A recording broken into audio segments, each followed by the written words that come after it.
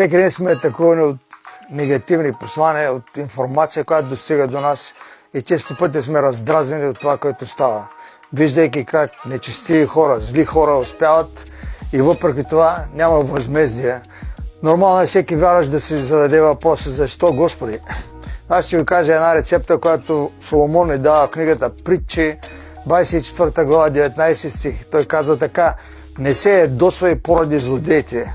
И това е една предпазна мярка, която Словото Божие ни дава, да не се ядосваме, защото те скоро ще огаснат и техният път е в ръката на Господа.